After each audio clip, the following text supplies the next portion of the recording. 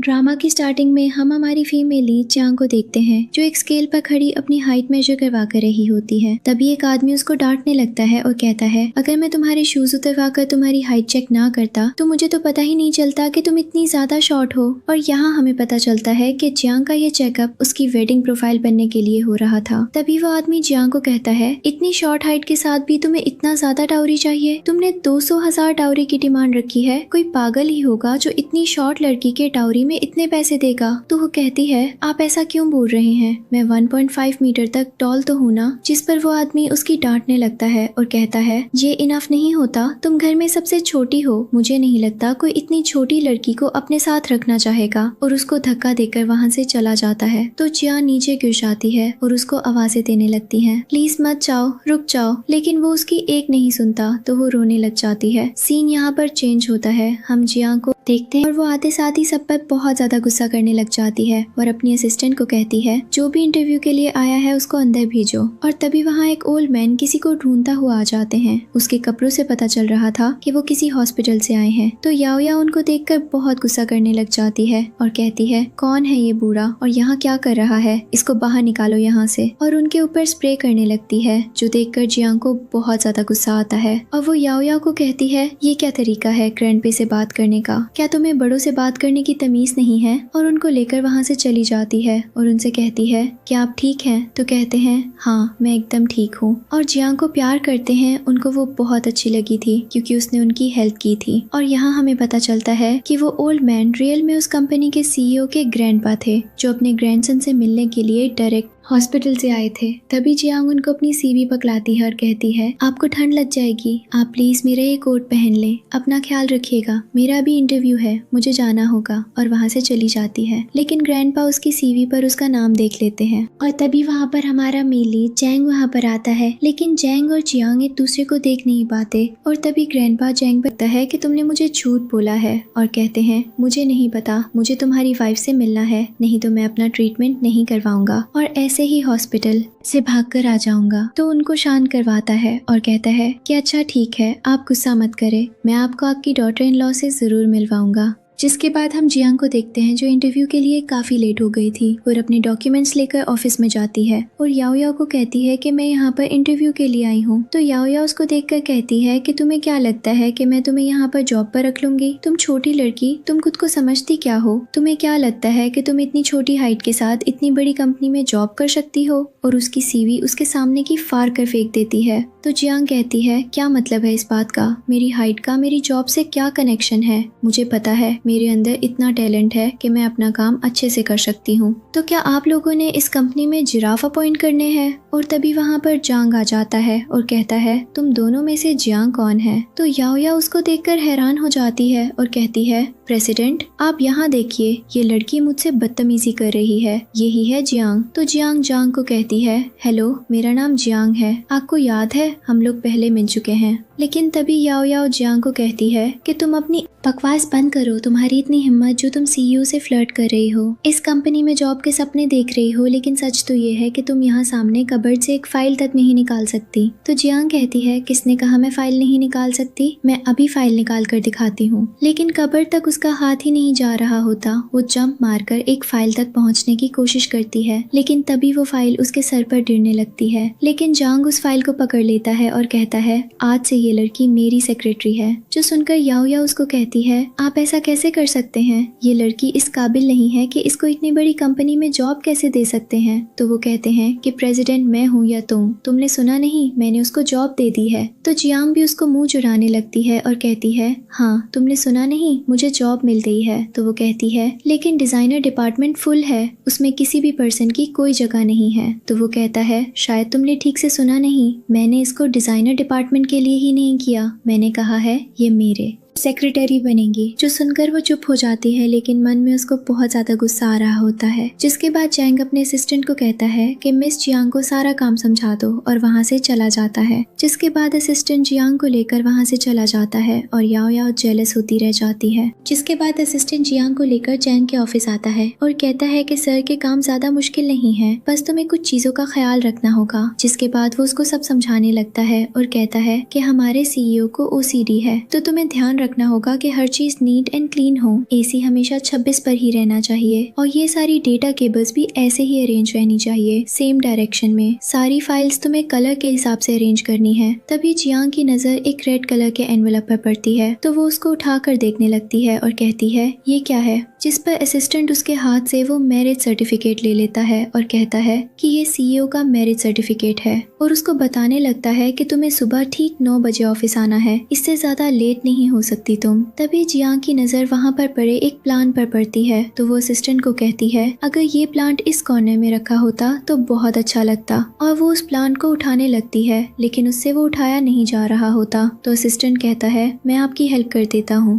और वो दोनों प्लांट को दूसरे कॉर्नर पर रख देते हैं। लेकिन वो लोग इस बात का ध्यान ही नहीं देते कि जैंग का मैरिज सर्टिफिकेट वहाँ पर पड़ा हुआ था और वो उसके ऊपर ही प्लांट को रख देते हैं। नेक्स्ट सीन में जैंग अपने ऑफिस में आता है तो जियांग ने ऑफिस की सारी सेटिंग चेंज की होती है जो उसको काफी पसंद आती है और वो कहता है कि हाँ ये सब इतना बुरा नहीं लग रहा। तो वो जैंग को कहती है अब अगर आपको ये सब बुरा नहीं लग रहा तो मैं आपसे एक फेवर चाहती हूँ। तो वो कहता है हाँ बोलो क्या चाहती हो, जिस पे वो उसको कहती है कि क्या मुझे कल की लीव मिल सकती है। तो वो हैरान होकर उसको देखने लग जाता है और कहता है कि ऐसा भी क्या काम आ गया जो तुम्हें काम के पहले दिन ही लीव चाहिए है। तो वो कहती है कि कल मेरा डिवोर्स होना है इसलिए मुझे कल ऑफ चाहिए है। जो सुनकर वो मन में कहता है मुझे लगता है कि इसका हस्बैंड बिल्कुल भी सपोर्टिव नहीं है, तभी तो इतनी छोटी उम्र में इसका डिवोर्स हो रहा है, और कहता है ठीक है तुम कल ऑफ ले सकती हो। जो सुनकर वो खुश होकर वहाँ से जाने लगती है लेकिन तभी वो उसको रोकता है और कहता है कि ये जो तुम कल ऑफ करोगी उसके बदले तुम्हें एक दिन ओवर टाइम करना पड़ेगा। जो सुनकर वो थोड़ी परेशान हो जाती है, जिसके बाद वो मन में कहता है कि कल तो मुझे बैंक्वेट पर जाना था, एक नकली वाइफ अरेंज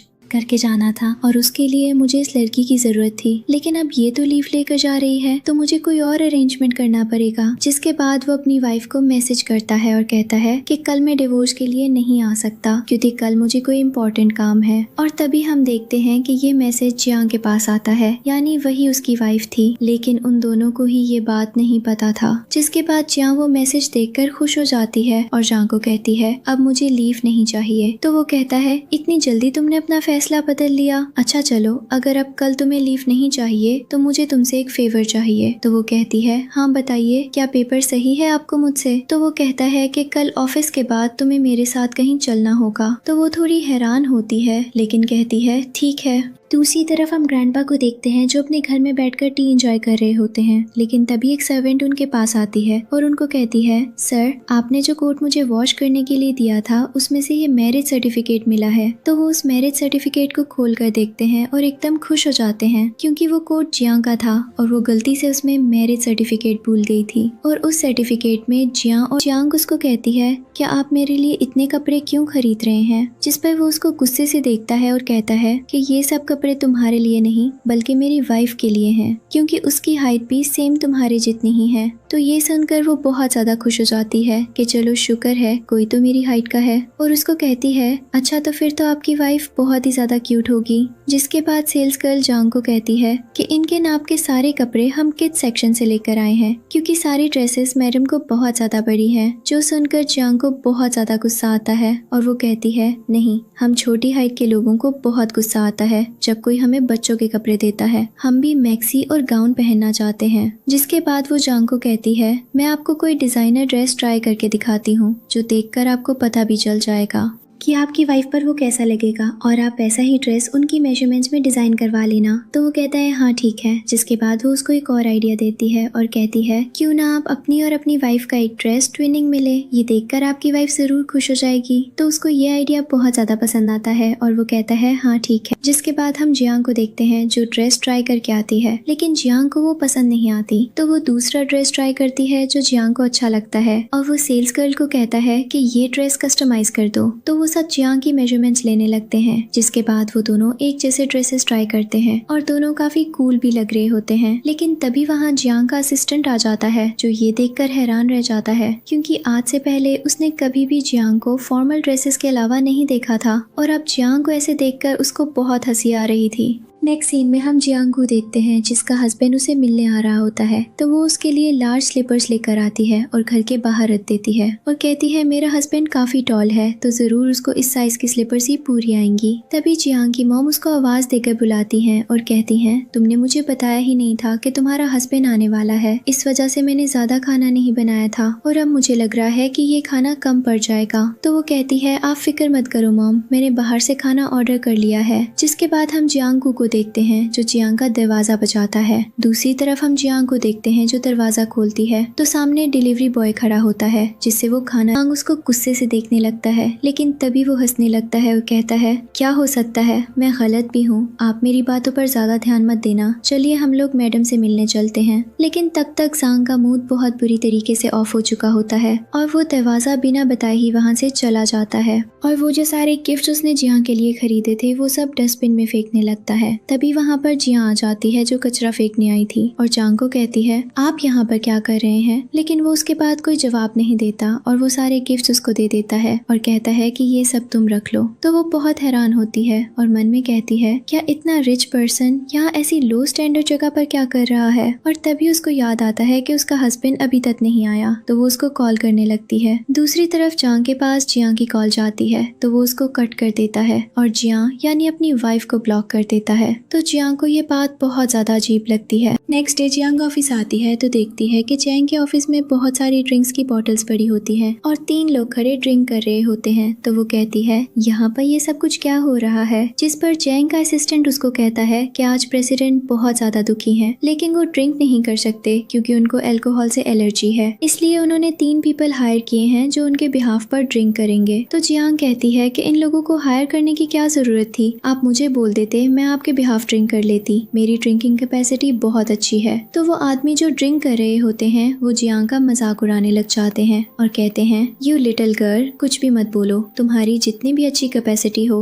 लेकिन हमसे ज्यादा अच्छी नहीं हो सकती। तो जियांग कहती है अच्छा तो ये बात है, अगर ऐसी ही बात है तो चलो हम लोग कंपटीशन करते हैं, अगर तुम लोग मुझसे जीत गए तो बताना। तो वो कहते हैं ठीक है। जिसके बाद वो बॉटल्स पीना स्टार्ट करती है और पीती जाती है, जबकि वो तीनों आदमी थोड़ी सी ड्रिंक करने के बाद ही बेहोश हो जाते हैं और उनकी हालत खराब हो जाती है। लेकिन जांग एंड तक एकदम ठीक रहती है। ये देखकर असिस्टेंट और जांग दोनों हैरान रह जाते हैं और तभी असिस्टेंट जांग से कहता है बताओ ये कितनी उंगलियां हैं। तो जांग कहती है 1 उंगली है। ये देखकर वो बहुत ज्यादा इम्प्रेस हो जाता है और कहता है वाओ, मुझे नहीं लगता था कि इतनी छोटी सी लड़की की ड्रिंकिंग कैपेसिटी इतनी ज्यादा हो सकती है। जिसके बाद चैन जियांग को कहता है कि कल मेरे साथ कॉकटेल पार्टी में तुम ही जाओगी, लेकिन उसकी शॉर्ट हाइट देखकर वो अपने असिस्टेंट को कहता है कि जाओ और इसके लिए हील्स का अरेंजमेंट करो। तो असिस्टेंट सारी ब्रांड्स की हील्स लेकर आता है, लेकिन उसमें से कोई भी चैंग को समझ नहीं आती। जिसके बाद वो एक पेंसिल हील निकाल कर देता है और कहता है कि कल की पार्टी में तुम ये पहनोगी। ये देखकर वो मुंह बनाने लगती है क्योंकि आज से पहले उसने कभी भी ऐसी हील नहीं पहनी थी और वो उसको कहती है कि इसमें तो शायद मैं खड़ी भी नहीं हो पाऊंगी। लेकिन चैंग का गुस्से वाला मुंह देखकर वो चुप हो जाती है और कहती है हाँ मैं पहन लूंगी। जिसके बाद हम पार्टी का सीन देखते हैं जहाँ पर वो चैंग के साथ एंट्री करती है और दोनों एक साथ बहुत ज्यादा सुंदर लग रहे होते हैं। लेकिन तभी चैंग गिरने लगती है क्योंकि उसको ऐसी हील्स पहनने की आदत नहीं थी। लेकिन तभी चैंग उसको पकड़ लेता है और कहता है क्या तुम ठीक हो। तो वो कहती है हाँ बस मेरा पैर मुड़ गया था। तो वो उसको एक चेयर पर बिठाता है और कहता है तुम यहाँ बैठो, मैं अभी आता हूँ।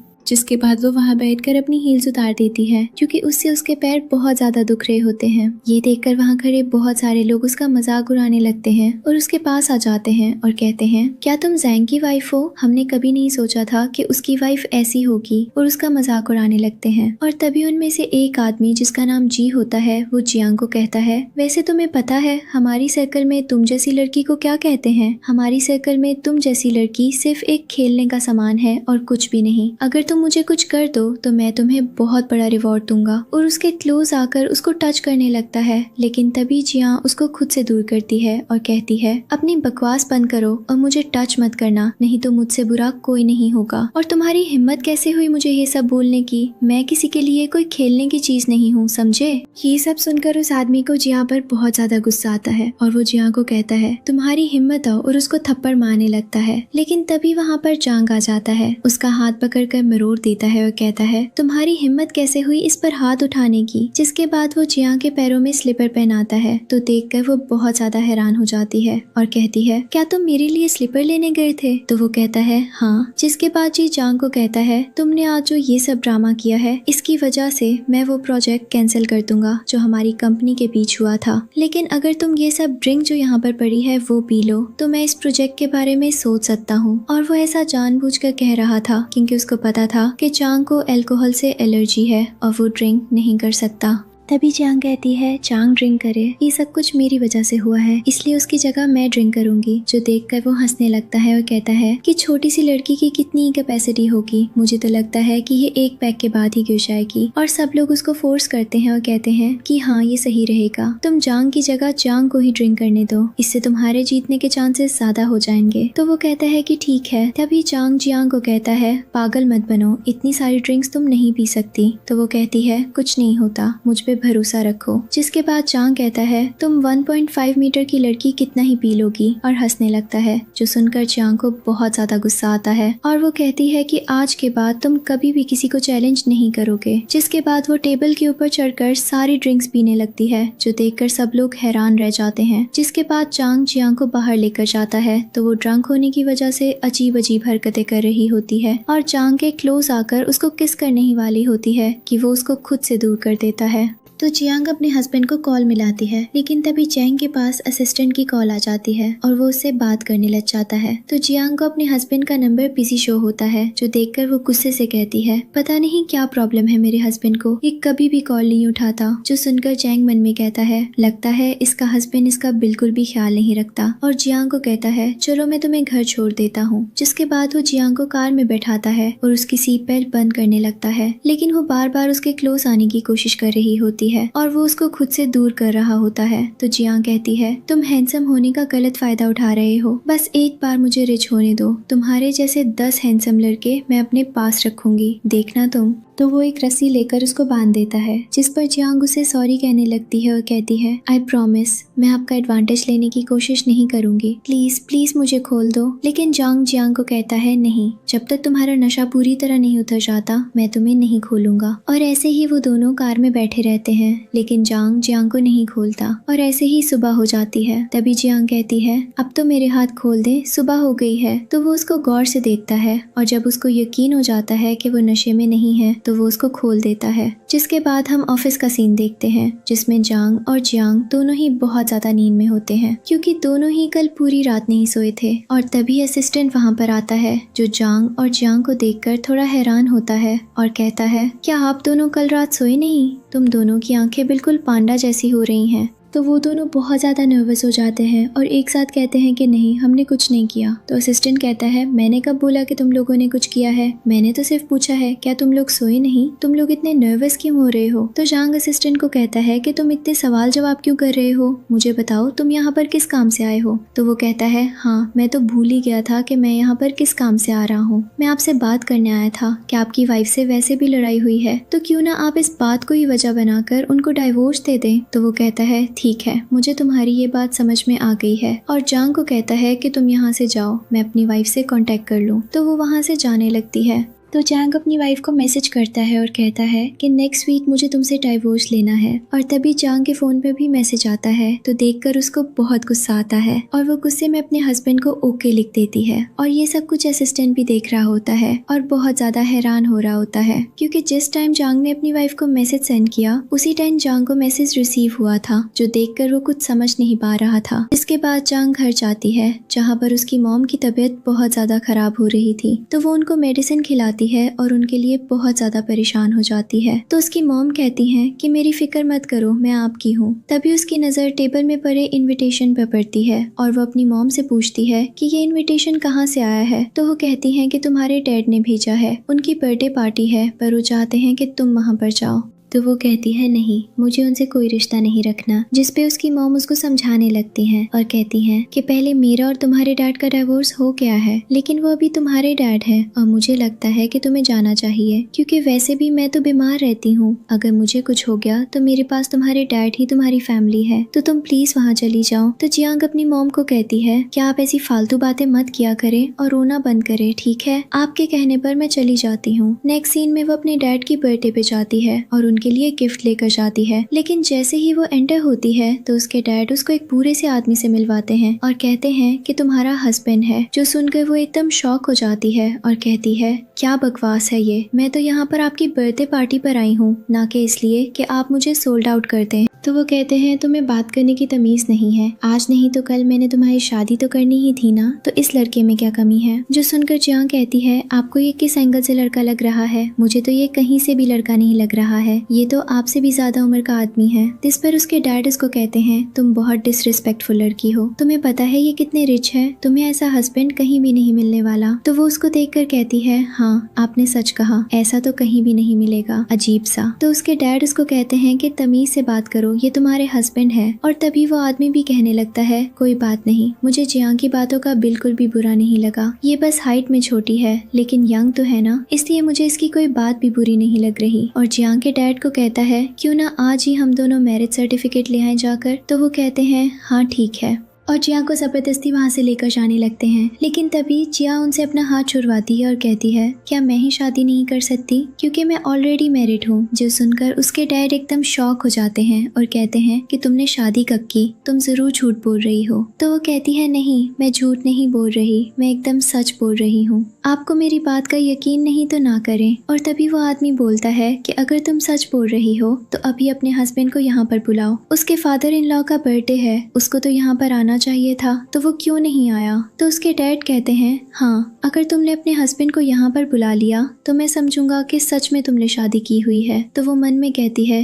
कि मेरा हस्बैंड तो कभी भी मेरी कॉल ही रिसीव नहीं करता, अब मैं क्या करूँ। इसके बाद वो किसी को कॉल मिलाती है। दूसरी तरफ हम जैंग को देखते हैं जो अपने असिस्टेंट से अपना मैरिज सर्टिफिकेट ढूंढवा रहा था, लेकिन उसको वो कहीं भी नहीं मिल रहा था। तभी उसके पास जैंग की कॉल आती है और वो उसको कहती है हस्बैंड मैं होटल में आपका वेट कर रही हूँ, क्या आप यहाँ पर आ सकते हैं। तो वो कहते हैं क्या बकवास कर रही हो तुम, मैं तुम्हारा हस्बैंड कहाँ से हो गया। तो वो कहती है अच्छा आपको कोई काम है, कोई बात नहीं, मैं बुरा नहीं मानूंगी, और कॉल कट कर देती है। जैंग को तो समझ में ही नहीं आता क्या हुआ क्या है उसके साथ। इधर जियांग अपने डैड को कहती है कि मेरे हस्बैंड बिजी है, इस वजह से वो यहाँ पर नहीं आ सकते। तो वो कहते हैं मुझे पता है कि तुम झूठ बोल रही हो, तुमने किसी का नंबर मिलाया ही नहीं होगा। और जबरदस्ती उसका फोन छीनकर नंबर देखने लगते हैं जहाँ पर बॉस नेम सेव किया हुआ था। तो वो उसको कहते हैं कि तुम मुझे उल्लू बनाना चाहती थी लड़की, ये तो तुम्हारे बॉस का नंबर है। जिस पे वो चुप हो जाती है और कहती है कि मैं इस बूढ़े से कभी भी शादी नहीं करूंगी, चाहे आप जो भी कर लो। तो वो उसके साथ जबरदस्ती करने लगते हैं और उसको अपने साथ लेकर जाने लगते हैं। लेकिन तभी वहाँ पर जैंग आ जाता है और कहता है कि यहाँ ये सब क्या हो रहा है। तो जैंग उसका बाजू पकड़ लेती है और कहती है कि यही मेरा हस्बैंड है, शुक्र है आप आ गए, मुझे तो लगा था कि आप आएंगे ही नहीं। तो वो कहता है क्या बोल रही हो तुम। तभी वो उसको पिंच करती है तो उसकी बात का मतलब समझते हुए कहता है मेरा मतलब है क्या बोल रही हो तुम, मुझे हनी बोला करो। तभी वो आदमी और जैंग के डैड जैंग को कहते हैं तुम्हें क्या लगता है कि तुम किसी को भी हमारे सामने अपना हस्बैंड बनाकर खड़ा कर दोगी और हम मान लेंगे कि वो तुम्हारा हस्बैंड है। दूसरी तरफ हम ग्रैंडपा को देखते हैं जिनको एक सर्वेंट बताती है कि यंग मास्टर अपनी वाइफ के साथ उनके फादर इन लॉ की बर्थडे पर गए हैं। जो सुनकर वो बहुत ज्यादा खुश होते हैं और कहते हैं कि वो क्या गिफ्ट लेकर गए हैं। तो वो कहती है उनके पास कोई गिफ्ट नहीं देखा हमने, मुझे लगता है कि वो खाली हाथ ही गए हैं। जो सुनकर ग्रैंडपा को बहुत गुस्सा आता है और वो सेक्रेटरी से कहते हैं कि बहुत सारे गिफ्ट प्रिपेयर करवाकर जांग के डैड के लिए भेजे जाएं। इधर वो आदमी जांग को कहता है तुम्हारा हस्बैंड अपने फादर इन लॉ की बर्थडे पर आया है और खाली हाथ आया है, उनके लिए कोई गिफ्ट नहीं लेकर आया, लगता है ये बहुत ज्यादा गरीब है, इसके पास बिल्कुल भी पैसे नहीं है, इसलिए तो ये एक गिफ्ट तक अफोर्ड नहीं कर सकता। तभी जांग कहती है ऐसी बात बिल्कुल भी नहीं है कि वो गिफ्ट अफोर्ड नहीं कर सकता क्योंकि उसको पता है कि मेरे मॉम डैड का डाइवोर्स हो चुका है और मैंने इसको मना किया था खिलाने से। लेकिन तभी चांग अपनी वॉच उतार कर देने लगता है तो वो उसको कहती है कि कोई जरूरत नहीं है इस आदमी को कोई भी गिफ्ट देने की, आपने जो भी देना था वो आप मुझे दे चुके हैं। और एक बहुत ही ब्यूटीफुल सा सेट ब्रेसलेट अपने डैड को दिखाती है और कहती है कि देखिए कितना एक्सपेंसिव है ये, मुझे मेरे हस्बैंड ने दिया है। तो वो एकदम हैरान रह जाते हैं और कहते हैं कि नहीं, ये ज़रूर फेक होगा क्योंकि ये रियल हो ही नहीं सकता, और उसको चेक करने लगते हैं लेकिन वो सच में रियल था। तो ये देखकर वो बहुत ज़्यादा हैरान हो जाते हैं और तभी वो आदमी जिसको जियांग के डैड ने सिलेक्ट किया था वो सेट ब्रेसलेट को नीचे फेंक कर तोड़ देता है और कहता है ये फेक है, जो देखकर जियांग को बहुत ज़्यादा गुस्सा आता है लेकिन वो कुछ भी नहीं कह पाती। और तभी वहाँ पर उस आदमी का मैनेजर आता है, उसके मुँह पर एक थप्पड़ मारता है और कहता है कि तुम्हें पता है तुम किसके सामने खड़े हो, ये मिस्टर जैंग है, अपोलोजाइज करो इनसे अभी के अभी। तो वो जैंग से माफी मांगने लगता है, जिसके बाद वो मैनेजर जियांग के डैड को हैप्पी बर्थडे विश करता है और कहता है कि ग्रैंडपा ने आपके लिए ये सारी गिफ्ट्स भेजी हैं, उनको पहले से पता नहीं था, इस वजह से वो जल्दी में सिर्फ यही अरेंज कर सके और वो सब बहुत ज्यादा एक्सपेंसिव होते हैं, जो देखकर जियांग के डैड तो एकदम से हैरान ही रह जाते हैं। और हैरान तो जिया भी थी। वो जैंग को कहती है कि ग्रैंडपा को भी हमारे इस नाटक के बारे में पता है, तो वो कहते हैं नहीं, उनको जरूर कोई मिसअंडरस्टैंडिंग हुई है, हम बाद में जाकर क्लियर कर देंगे। जिसके बाद हम जियांग के डैड को देखते हैं जो वो सारे गिफ्ट देखकर बहुत ही ज्यादा खुश हो गए थे और वो सारे गिफ्ट लेने ही लगे थे, लेकिन तभी जियांग कहती है इनको कोई गिफ्ट नहीं मिलना चाहिए क्योंकि शायद आपको पता नहीं लेकिन मेरे मॉम डैड का डाइवोर्स हो चुका है और मैं इनके साथ नहीं रहती। तो वो कहते हैं ओह तो ये बात है, अच्छा ठीक है, फिर हम ये गिफ्ट वापस ले जाते हैं। और वो सारे गिफ्ट वापस ले जाता है, जो देखकर जियांग के डैड को बहुत दुख होता है और वो कहते हैं ये क्या बात हुई, मैं भी तो तुम्हारा डैड हूँ, भले ही तुम्हारी मॉम और मेरा डाइवोर्स हो गया है लेकिन मैं हूँ तो तुम्हारा ही डैड ना। और जियांग को कहते हैं कि तुमने मुझे बताया क्यों नहीं कि तुम्हारी शादी हो चुकी है और वो भी मिस्टर जांग के साथ। तो वो कहती है कि कब बताती मैं आपको ये सब, आपके पास मेरे लिए टाइम कब था, आपने कभी मेरा हाल पूछा, आपने कभी मेरी परवाह की, आपको मेरी कोई फिक्र थी ही नहीं। कभी कभी आपने मुझसे मैसेज करके पूछा कि मैं कैसी हूँ, कभी मुझे कॉल किया नहीं। तो आज आप ये सब कैसे बोल सकते हैं, आपको पता है मेरी मॉम कितनी बीमार है, फिर भी आपने कभी पलटकर हमारी तरफ नहीं देखा। और ये सब बोलते हुए रोने लग जाती है, जो देखकर जांग को उसके लिए बहुत बुरा लगता है और उसका हाथ पकड़कर उसको बाहर ले आता है और कहता है कि तुम इतना स्ट्रगल क्यों कर रही हो, ना तुम्हारा हस्बैंड तुम्हारी केयर करता है और ना ही तुम्हारे डैड। और उसको मोटिवेट करने लगता है कि तुम्हें अपनी फिक्र खुद करनी चाहिए, जब हमसे कोई और प्यार नहीं करता तो हमें खुद से खुद को प्यार करना चाहिए। जिसके बाद वो ऑफिस जाता है जहाँ पर असिस्टेंट अभी भी उसका मैरिज सर्टिफिकेट ढूंढने में बिजी होता है लेकिन उसको नहीं मिल रहा होता। तो जांग असिस्टेंट को सजा देता है और कहता है कि आज से तुम्हारी पोस्ट जांग को दे दी जाएगी और तुम जांग की जगह काम करोगे। और ऑफिस में सबके सामने अनाउंसमेंट करता है कि अब से जांग मेरी असिस्टेंट है, तो आप सब लोग इसके साथ कोऑपरेट करना। जो सुनकर याओ याओ को बहुत ज्यादा जेलस फील होती है और मन में कहती है इस जांग को तो मैं अच्छा सबक सिखाऊंगी। जिसके बाद वो फैशन वीक के लिए जो इम्पोर्टेंट ड्रेस था उसको जानबूझकर खराब कर देती है और कहती है कि अब देखती हूँ मैं तुम प्रेसिडेंट की नजर में कैसे अच्छी बनती हो। जिसके बाद हम फैशन शो का सीन देखते हैं। जियांग बहुत खुश थी क्योंकि ये उसका पहला शो था और मन में कहती है बस अब सब कुछ अच्छे से हो जाए। तभी वहाँ पर असिस्टेंट आता है और जियांग को कहता है ये देखिए सर, हमारे शो का स्टार ड्रेस तो खराब हो गया है, अब हम क्या करेंगे। तो ये सुनकर जियांग बहुत ज्यादा परेशान हो जाता है और कहता है कि ये कैसे हो सकता है और असिस्टेंट को डांटने लगता है। लेकिन तभी याओ जियांग पर सारा इल्जाम डाल देती है और कहती है कि ये सब कुछ इसकी गलती की वजह से हुआ है, इसने इस ड्रेस को जानबूझकर खराब किया होगा। तो जियांग को कहती है कि परेशान मत हो, मैं इस ड्रेस को ठीक कर सकती हूँ और वो ड्रेस लेकर वहाँ से चली जाती है। जिसके बाद वो ड्रेस को काट कर ठीक कर देती है लेकिन उसके पास उसके साथ पहनने के लिए कोई भी हील्स नहीं होती क्योंकि उसका पैर बहुत छोटा था और उसके साइज का जूता वहाँ पर था ही नहीं। तो वो स्टेज पर एक एंजल की गेटअप में वॉक करती है और वो बहुत ज्यादा सुंदर लग रही होती है। सब लोग उसको देखकर उसकी तारीफ करने लगते हैं और जैंग तो उसको देखकर इतना ज्यादा सरप्राइज होता है कि उसके हाथ से ग्लास गिर जाता है। जिसके बाद शो खत्म होता है। जियांग स्टेज से नीचे उतरकर जैंग के पास आने लगती है लेकिन तभी वो देखती ही नहीं कि नीचे ग्लास टूटा हुआ था और जैसे ही वो नीचे पैर रखती है उसका पूरा पैर जख्मी हो जाता है और उसमें से खून निकलने लग जाता है। तो जैंग उसको गोद में उठाकर वहाँ से ले जाता है। जियांग देखकर याओ याओ बहुत ज्यादा जेलस होने लगती है और मन में कहती है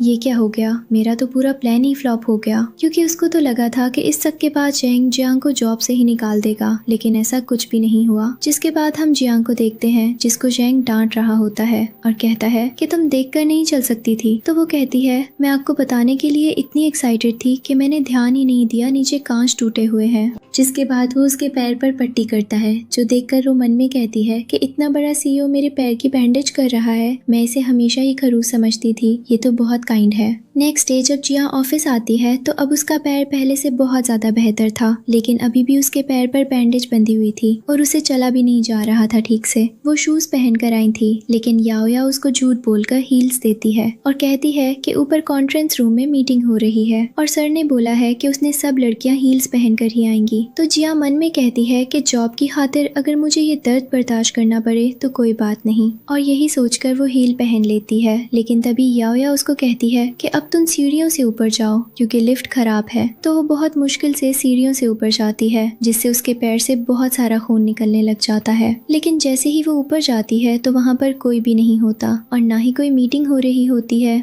तो जांग याओ को कहती है कि यहाँ पर तो कोई भी नहीं है, जो सुनकर वो हंसने लगती है और कहती है कि यहाँ पर तो कोई भी नहीं है, कि मेरी तरफ से तुम्हारे लिए एक छोटी सी सजा थी और एक मैसेज भी कि आज के बाद मुझसे पंगा लेने की कोशिश मत करना, नहीं तो मैं तुम्हारे साथ इससे भी बुरा करूंगी। और उसकी इंसल्ट करने लगती है और कहती है कि तुम तो बहुत बोल्ड लड़की हो, तुम प्रेसिडेंट को सिड्यूस करने की कोशिश कर रही थी। तो ये सुनकर जांग उसको कहती है कि मैं उसको सिड्यूस करने की कोशिश क्यों करूंगी, मैं मैरिड हूँ और मेरा हस्बैंड मुझे बहुत अच्छे से करता है, मुझे कोई जरूरत नहीं है प्रेसिडेंट को सिड्यूस करने की। तो ये सुनकर याओ उसका हाथ पकड़ लेती है और कहती है कि तुम मैरिड हो फिर भी प्रेसिडेंट को सिड्यूस कर रही हो, तुम्हें शर्म नहीं आती। और उसको घसीटते हुए वहाँ से नीचे ले जाती है, जिससे उसके पैरों में बहुत ज्यादा दर्द हो रहा होता है और जा रोने लग जाती है। लेकिन वो उसको सबके सामने नीचे फेंक देती है और सबको जमा करके कहती है देखो यह है हमारी प्रेसिडेंट साहब की न्यू असिस्टेंट जांग, जो ऑलरेडी मैरिड है फिर भी हमारे प्रेसिडेंट को सिड्यूस करने की कोशिश कर रही है और उसकी बहुत ज्यादा इंसल्ट करने लगती है। लेकिन तभी वहाँ पर जांग आ जाता है और कहता है कि ये सब क्या हो रहा है यहाँ पर। और तभी उसकी नजर जांग के पैर पर पड़ती है जहाँ से खून निकल रहा था। तो वो उसको उठाता है और कहता है ये सब कैसे हुआ।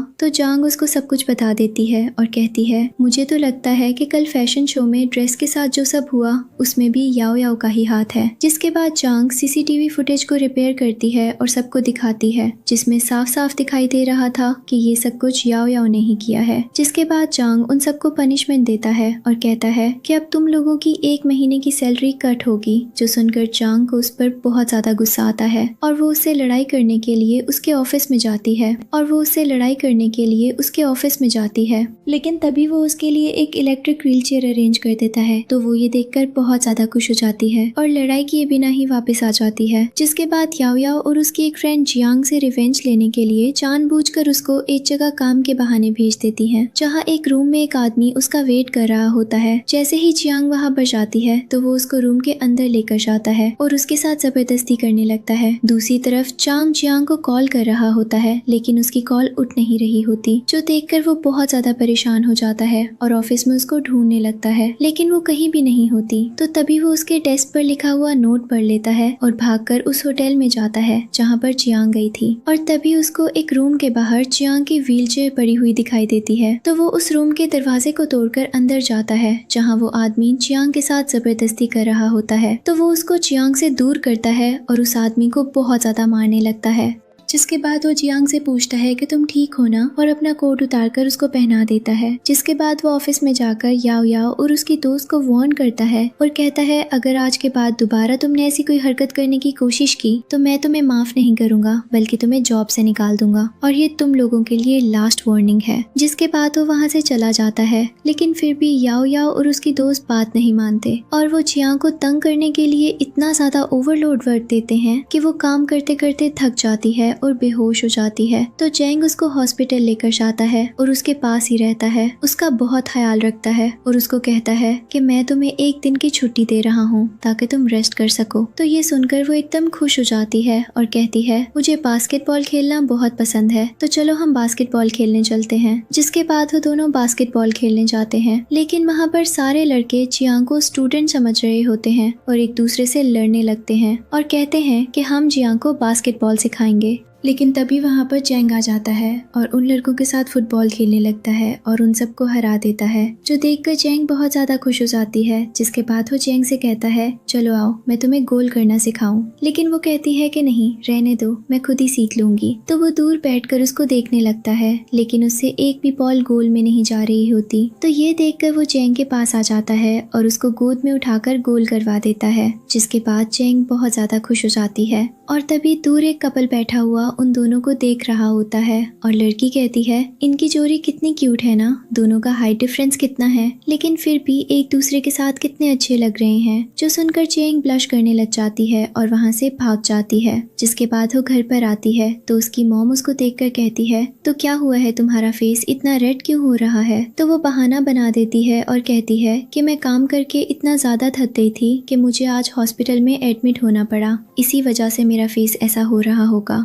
तो उसकी मॉम कहती है अच्छा ठीक है तुम आराम करो, मैं कचरा फेंकने नीचे जा रही हूँ, और वहाँ से चली जाती है। तो वो बैठकर अपने डिजाइन कंप्लीट करने लगती है, लेकिन उसको बार बार जैंग का ही ख्याल आ रहा होता है और ये सब सोचकर ब्लश कर रही होती है। खुद से कहती है कि मैं क्यों ब्लश कर रही हूँ, मुझे सिर्फ अपने काम पर फोकस करना चाहिए, और ड्रेस डिजाइन करने लगती है। नेक्स्ट सीन में हम ऑफिस का सीन देखते हैं, जहाँ पर जैंग सबके सामने एक बॉक्स रखता है और सबको कहता है कि इसमें से एक एक नंबर निकाल लो, और जिसके हिस्से में जो भी नंबर आएगा वो उस ड्रेस को डिजाइन करेगा। लेकिन यहाँ भी याओ याओ जैंग को तंग करने के लिए उसका ड्रेस डिजाइन नंबर बदल देती है। और नेक्स्ट डे जब ड्रेस प्रेजेंटेशन का टाइम आता है तो सब लोग बहुत अच्छे ड्रेसेस में होते हैं, लेकिन जैंग बास्केटबॉल यूनिफॉर्म पहनकर आ जाती है, जो देखकर सब लोग उसका मजाक उड़ाने लग जाते हैं। तो वो समझ जाती है कि फिर से उसको फंसाने की कोशिश की गई है और वो जैंग से रिक्वेस्ट करती है और कहती है कि मुझे सिर्फ 1 घंटा और दे दीजिए, मैं अपने लिए यहाँ आप सबके सामने एक न्यू ड्रेस डिजाइन कर लूंगी। तो याओ याओ कहती है हमारे पास इतना फालतू टाइम नहीं है, लेकिन जैंग जिया को एक और मौका दे देता है और कहता है ठीक है, लेकिन तुम्हें 1 घंटे से 1 मिनट भी ऊपर नहीं मिलेगा। तो वो कहती है ठीक है, जिसके बाद वो सबके सामने अपना ड्रेस सीने लगती है और सब लोग उसको बहुत इंटरेस्ट से देख रहे होते हैं। जैसे ही 1 घंटा पूरा होता है उसका ड्रेस भी कंप्लीट हो जाता है। वो चेंज करने चली जाती है, लेकिन उसको तैयार होने में बहुत ज्यादा टाइम लग रहा होता है, जो देखकर याओ याओ जैंग को कहती है मुझे तो लगता है कि उसका ड्रेस सही ही नहीं सिला, तभी तो वो अभी तक आई नहीं है। वो अच्छा ड्रेस पहनकर हम सबके सामने कैसे आ सकती है जो कंप्लीट ही ना हो। और तभी वहाँ पर जैंग आती है जो बहुत बहुत ज्यादा सुंदर लग रही होती है। उसको देखकर सब लोग हैरान रह जाते हैं और जैंग तो अपनी जगह से खड़ा हो जाता है, क्योंकि उसने कभी भी एक्सपेक्ट नहीं किया था कि 1 घंटे के अंदर वो इतना सुंदर ड्रेस बना सकती है, और बाकी सब भी उसकी बहुत ज्यादा तारीफ करते हैं। तभी याओ याओ कहती है नहीं ऐसा नहीं हो सकता, ये ड्रेस जरूर इसने पहले से बना कर रखा होगा। तो जैंग उसको कहता है बकवास बंद करो, जैंग ने ये ड्रेस हम सबके सामने सिला है, तुम इस पर कोई इल्जाम नहीं लगा सकती। जिसके बाद जैंग कंपटीशन जीत जाती है और एक बार फिर से याओ याओ जल्दी ही रह जाती है। जिसके बाद हम जियांग को देखते हैं जो आज जीतने के बाद बहुत ही ज्यादा खुश होती है, और तभी उसको अपने हस्बैंड का ख्याल आता है और वो कहती है कि क्यों ना उससे मिला जाए और उसको उसका कार्ड वापस दे दिया जाए। जिसके बाद वो उसको मैसेज करती है, लेकिन वो ध्यान ही नहीं देती कि वो मैसेज गलती से जैंग को चला गया था, और वो समझता है कि शायद जैंग उसको बाहर जाने के लिए पूछ रही है, और हाँ कर देता है, क्योंकि कहीं ना कहीं वो भी अब जैंग को बहुत ज्यादा पसंद करने लग गया था। और वो मैसेज करके स्माइल कर ही रहा होता है, तभी वहाँ पर ग्रैंडपा आ जाते हैं और उसे कहते हैं कि कल वीकेंड है तो तुम अपनी वाइफ को डिनर पे बुला लो, मैं उससे मिलना चाहता हूँ। तो वो कहता है कि ऐसा पॉसिबल नहीं है ग्रैंडपा, क्योंकि हम दोनों का डिवोर्स हो चुका है। जो सुनकर ग्रैंडपा बहुत ज्यादा गुस्सा हो जाते हैं और कहते हैं कि ऐसा कैसे हो सकता है। तो वो उनको कहता है कि वो लड़की ठीक नहीं है, उसने मुझे चीट किया है, इसीलिए मैं उसके साथ रहना नहीं चाहता। जिस पर ग्रैंडपा उसको कहते हैं कि नहीं वो ऐसी लड़की नहीं है, मैं नहीं मानता। लेकिन वो ग्रैंडपा को कहता है कि मुझे उसके बारे में कोई बात नहीं करनी, और वहाँ से चला जाता है।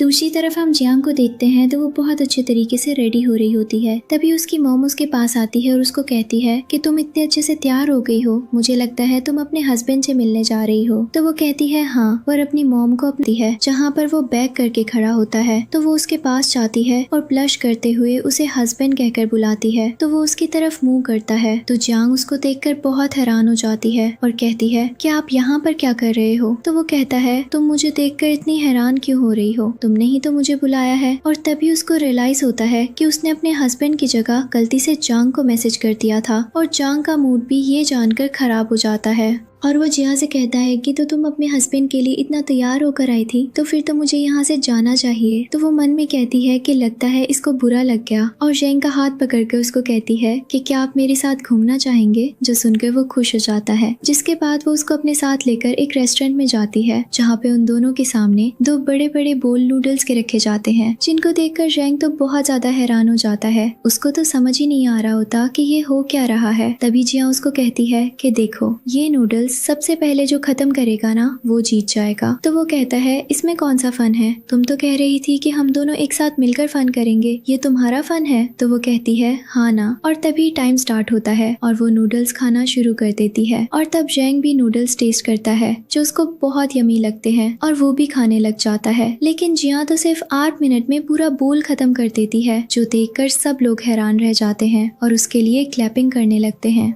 और तभी रेस्टोरेंट का ओनर कहता है क्या हम यादगार के लिए एक पिक्चर ले लेते हैं ताकि हमें ये मोमेंट हमेशा याद रहे। और वो सब एक साथ पिक्चर लेते हैं। तो जांग जांग की तरफ बहुत प्यार से देखने लगता है और पहली बार उसको ये रियलाइज होता है कि वो शायद जियांग को पसंद करने लग गया है। जिसके बाद हम जियांग को देखते हैं जिसको बहुत ज्यादा नींद आ रही होती है। तो जांग उसको कहता है कि तुम्हें क्या हुआ है, जिस पर वो उसको कहती है मुझे पता नहीं क्या हो रहा है, मुझे नहीं पता, मैं अपनी आंखें नहीं खोल पा रही। तो वो उसको गोद में उठाकर वहाँ से ले जाता है, जो देखकर सब लोग उन दोनों के कपल की तारीफ कर रहे होते हैं। नेक्स्ट सीन में वो जियांग को लेकर घर पर आता है और उसको उठाने की कोशिश करता है। तो वो उसको सोती कर थोड़ी देर के लिए खो ही जाता है, लेकिन तभी वो होश में आता है और कहता है कि ये मैं क्या कर रहा हूँ, और उसकी मॉम को कॉल करता है और कहता है कि जियांग को लेने बाहर आ जाए। जिसके बाद उसकी मॉम वहाँ आती है और वो और सांग जियांग को अंदर घर में लेकर जाते हैं। तो जैंग घर देखकर बहुत ज्यादा हैरान होता है क्योंकि इसी घर के बाहर उसने मेल स्लीपर्स देखे थे और ये समझकर चला गया था कि शायद उसकी वाइफ उसको चीट कर रही है। जिसके बाद वो उसकी मॉम से पूछता है कि क्या ये आपका घर है। तो वो कहती है हाँ क्यों। जिस पे वो कहता है नहीं कुछ नहीं, और मन में कहता है कि शायद मुझे कोई मिसअंडरस्टैंडिंग हुई है, मैं भूल गया होगा कि वो कौन सा घर है। और तभी उसको किसी का कॉल आता है जो उसको बताते हैं कि उसके ग्रैंडपा की तबीयत बहुत ज्यादा खराब है। तो वो जैंग की मॉम से एक्सक्यूज करके वहाँ से चला जाता है। जिसके बाद वो ग्रैंडपा के पास जाता है और उनसे उनकी तबीयत का पूछता है। तो डॉक्टर उनको बताता है कि उनका बीपी बहुत ज्यादा हाई है टेंशन लेने की वजह से। जो सुनकर वो ग्रैंडपा को कहता है कि आप किस चीज की टेंशन ले रहे हैं। तो वो उसको कहते हैं कि मुझे सिर्फ तुम्हारी ही टेंशन है, और उससे जैंग के बारे में पूछने लगते हैं और कहते हैं कि क्या तुम्हें वो पसंद नहीं है। लेकिन जांग को लगता है कि शायद वो उससे जियांग के बारे में इसीलिए पूछ रहे हैं क्योंकि वो जांग की शादी उससे करवाना चाहते हैं। और वो जियांग के बारे में सोचने लगता है और उसके साथ बिताए हुए सारे पल उसको याद आने लगते हैं कि वो उसके साथ कितना ज्यादा खुश होता है, अपनी जिंदगी को कितना ज्यादा एंजॉय करता है। और ये सब सोचकर वो ग्रैंडपा को कहता है हाँ मुझे वो बहुत पसंद है। जो सुनकर वो एकदम खुश हो जाते हैं और उनकी तबीयत एकदम सेट हो जाती है। दूसरी तरफ हम जियांग को देखते हैं जो सोकर उठती है तो अपनी मोम से कहती है कि मैं यहाँ पर कैसे आई, मैं तो मॉल में थी ना। तो वो उसको कहती हैं हाँ प्रेसिडेंट तुम्हें रात को घर छोड़कर गए थे, वो कितना अच्छा लड़का है ना, हमेशा तुम्हारी मदद करता है, मुझे वो बहुत अच्छा लगता है, काश तुम्हारा हस्बैंड भी ऐसा ही होता। और हस्बैंड का नाम सुनकर जियांग को एकदम अपना मैरिज सर्टिफिकेट याद आता है और अपनी मॉम को कहती है मॉम इतने दिनों से मैंने अपना मैरिज सर्टिफिकेट नहीं देखा, आपको याद है आपने कहाँ रखा था।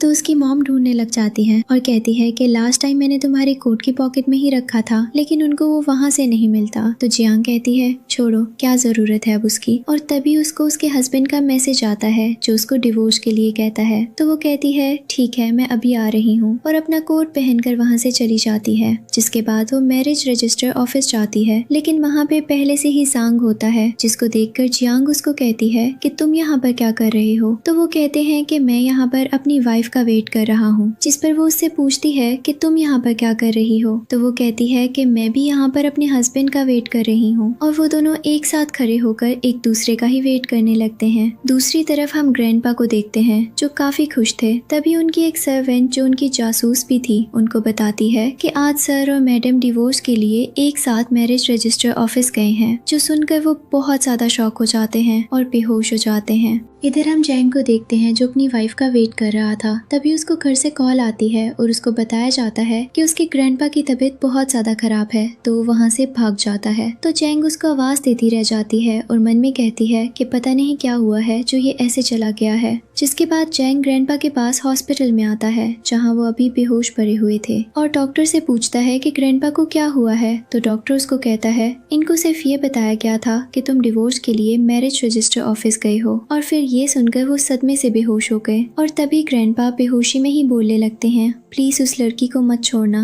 वो लड़की बहुत अच्छी है, मुझे बहुत पसंद है। तो चैंग कहता है हाँ आप फिक्र मत करें, मैं उसको नहीं छोड़ूंगा।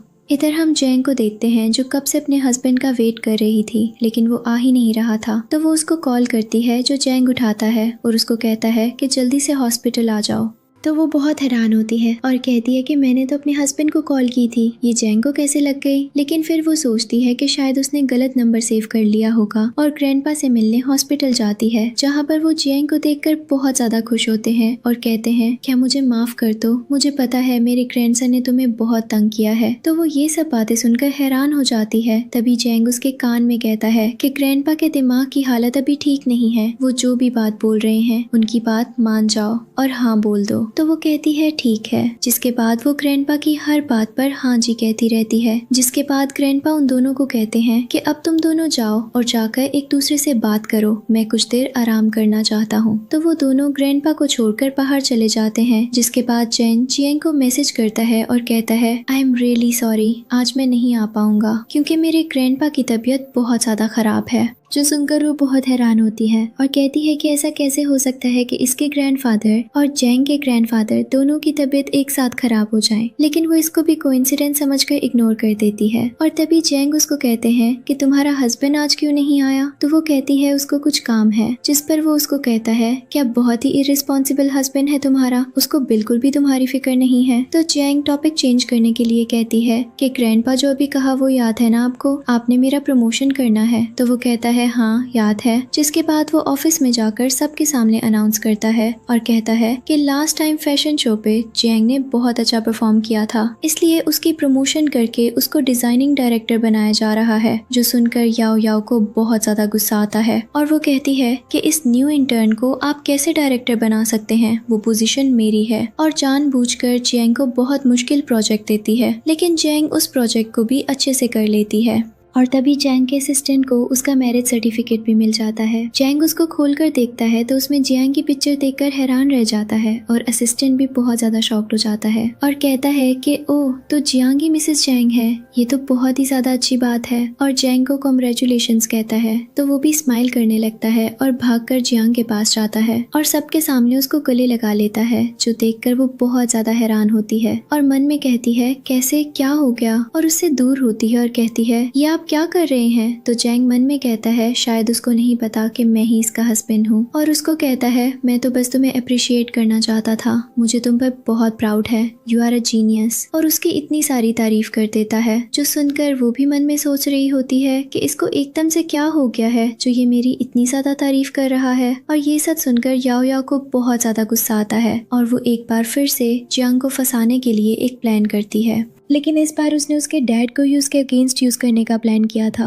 जिसके बाद हम जियांग के डैड को देखते हैं जो अपने दोस्तों के साथ गैम्बलिंग में सारे पैसे हार जाते हैं और वहाँ से जाने लगते हैं। लेकिन तभी याओ याओ वहाँ आ जाती है और उनको कहती है आप यहाँ पर इतनी मुश्किल लाइफ क्यों जी रहे हैं, आपको पता है आपकी डॉटर कितनी रिच है, तो आपको उससे पैसे लेने चाहिए। और उनको उनकी अपनी डॉटर को ही किडनैप करने के लिए पैसे देती है। जिसके बाद वो जियांग के ऑफिस जाते हैं और उसको किडनैप कर लेते हैं। जिसके बाद हम जांग को देखते हैं जो जियांग को प्रपोज करने के लिए तैयारी कर रहा होता है और अपने असिस्टेंट को जियांग के लिए कस्टमाइज केक ऑर्डर करने को कहता है। लेकिन तभी उसको जियांग के डैड की कॉल आती है और वो उसको कहते हैं अगर तुम जियांग को जिंदा देखना चाहते हो तो मेरे बताए हुए एड्रेस पर आ जाओ। जो सुनकर जियांग जल्दी में वहाँ से निकलता है। दूसरी तरफ हम जियांग को देखते हैं जो अपने डैड को कहती है कैसे डैड हैं आप, आपको शर्म नहीं आती अपनी ही बेटी को किडनैप करते हुए। तो वो कहते हैं शर्म तो तुम्हें आनी चाहिए, इतनी रिच लाइफ गुजारते हुए तुम्हें अपने डैड की एक बार भी याद नहीं आई। कैसी बेटी हो तुम जिसको अपने ही डैड का कोई ख्याल नहीं। लेकिन तुम्हारा हस्बैंड बहुत अच्छा है और तुमसे बहुत ज्यादा प्यार भी करता है, मुझे यकीन है वो मुझे पैसे जरूर दे देगा। तो जियांग उनको कहती है कि वो मेरा हस्बैंड नहीं है, वो आपको कोई पैसे नहीं देगा। हाँ, हो सकता है वो मुझे बचाने के लिए यहाँ पर आ जाए, लेकिन वो आपको पैसे नहीं देने वाला, क्योंकि मैंने आपसे झूठ बोला था,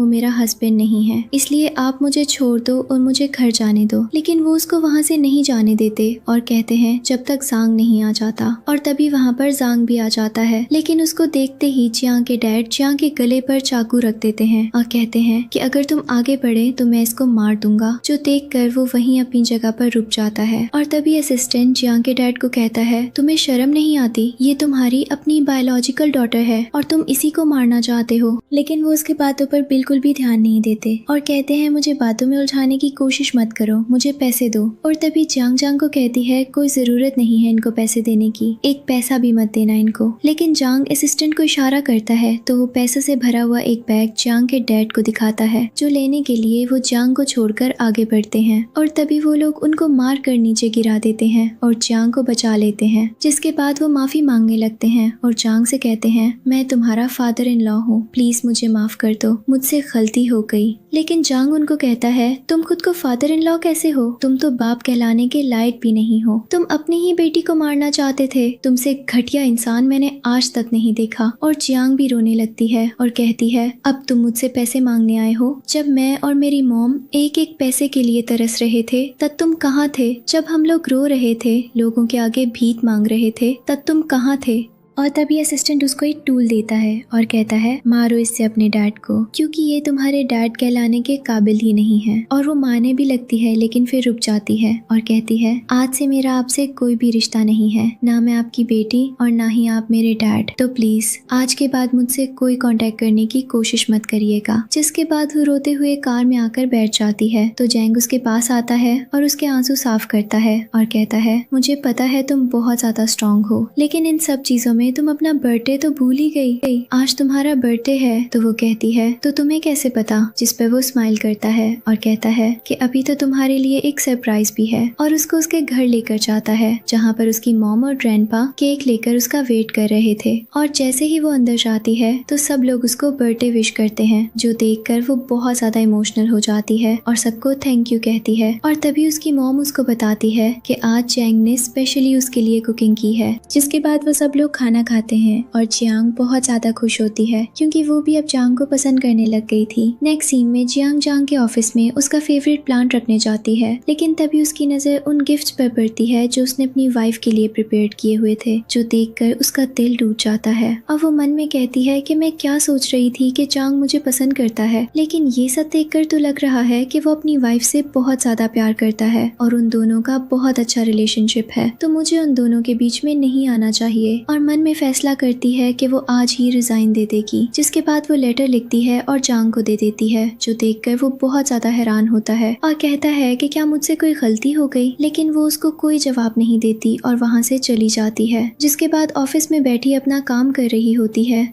तभी जैंग के असिस्टेंट की उसको कॉल आती है, जो उसको कहता है प्लीज आप बार में आ जाओ क्योंकि सर ने बहुत ज्यादा ड्रिंक कर ली है और उनकी तबीयत बहुत ज्यादा खराब हो गई है। तो वो ये सुनकर जैंग को देखने के लिए बार में जाती है, जहाँ पर उसने बहुत ज्यादा ड्रिंक कर रखी होती है और उसकी हालत बहुत ज्यादा खराब होती है। और असिस्टेंट भी बहाना बनाकर वहाँ से निकल जाता है और कहता है प्लीज आप इनको संभाल लेना। और तभी जैंग कुछ ज्यादा ही ओवर एक्टिंग करने लगता है और जैंग को हक कर लेता है और कहता है मुझे छोड़कर मत जाओ, मैं तुमसे बहुत ज्यादा प्यार करता हूँ। तो वो कहती है क्या तुम पागल हो गए हो, तुम गलत इंसान को पकड़ कर बैठे हो। तो वो कहता है नहीं, तुम ही ठीक हो, फिर मुझे छोड़कर मत जाना। और ये सब कुछ याव याव रिकॉर्ड कर लेती है और इंटरनेट पर वायरल कर देती है, जिससे जैंग की कंपनी के स्टॉक्स की प्राइस गिर जाती है। दूसरी तरफ हम जैंग को देखते हैं जो जैंग को लेकर हॉस्पिटल में होती है और तभी उन दोनों को पता चलता है कि कंपनी के स्टॉक की प्राइस गिर गई है। तो वो दोनों बहुत ज्यादा परेशान हो जाते हैं और इस सब के लिए जियांग खुद को ही ब्लेम कर रही होती है, जो देखकर जियांग को बिल्कुल भी अच्छा नहीं लगता और वो उसको कहता है कि तुम चुप हो जाओ, इसमें तुम्हारी कोई गलती नहीं है। लेकिन वो बार बार कह रही होती है कि मैं रिजाइन दे दूंगी तो फिर सब कुछ ठीक हो जाएगा, लेकिन जियांग उसकी बातों पर बिल्कुल भी ध्यान नहीं देता। जिसके बाद हम जियांग को देखते हैं जो घर में होती है। तभी उसको एक ड्रेस रिसीव होती है जो जियांग ने उसके लिए भेजी थी ताकि वो कल की पार्टी में वही पहन सके और वो सुंदर सी ड्रेस में बहुत सुंदर लग रही होती है। लेकिन जैसे ही वो पार्टी में जाती है तो सब लोग उसके बारे में गलत बातें करने लगते हैं और कहते हैं कैसे इसने जियांग को फंसाया है, ये लड़की बहुत ज्यादा कैरेक्टरलेस है। और सारे मीडिया वाले उसको घेर लेते हैं और जियांग से अजीब अजीब से सवाल करने लगते हैं, जो सुनकर वो बहुत परेशान हो जाती है। और तभी वहाँ पर ग्रैंडपा आते हैं, जिसको देखकर याओ याओ जियांग से कहती है ग्रैंडपा यहाँ पर आ गए हैं, अब तो मैं अच्छा सबक सिखाऊंगी देखना।